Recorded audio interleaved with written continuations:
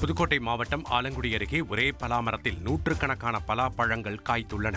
வழக்கத்திற்கு மாறாக ஒரே மரத்தில் கொத்து கொத்தாக காய்த்து கிடக்கும் இந்த பலாப்பழங்களை பொதுமக்கள் ஆச்சரியமாக பார்த்து செல்கின்றனர்.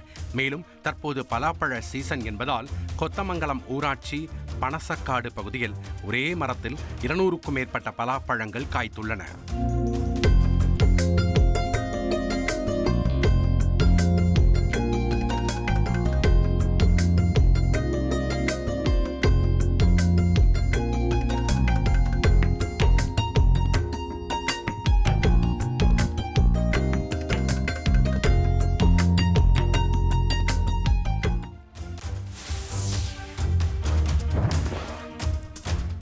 சிங்கப்பூரிலிருந்து வந்து காதலித்து திருமணம் செய்துவிட்டு ஏமாற்றியதாக இளைஞர் மீது பெண் ஒருவர் புகார் அளித்துள்ள சம்பவம் சிவகங்கையில் பரபரப்பை ஏற்படுத்தியுள்ளது.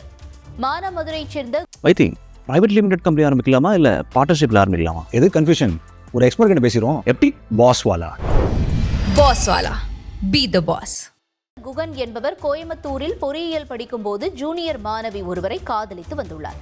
இதனால் குகனின் வீட்டார் சம்மதத்துடன் இருவருக்கும் திருமணம் நடைபெற்ற நிலையில் அவரை சந்திக்க குகன் குடும்பத்தினர் மறுத்துள்ளனர்.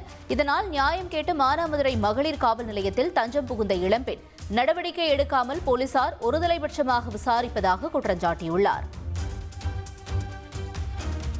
எனக்கு நடந்த மாதிரி இன்னொரு பொண்ணுக்கு நடக்கக்கூடாது. அவங்க அம்மா கண்டிப்பாக நான் இப்போ விட்டுட்டு போனாலும் நான் எல்லாமே முடித்தாலும் அவங்க கோயம்புத்தூர் ஸ்டேஷனில் கண்டிப்பாக காசு கொடுத்து ஏதாவது ஒன்று பண்ணுவாங்க.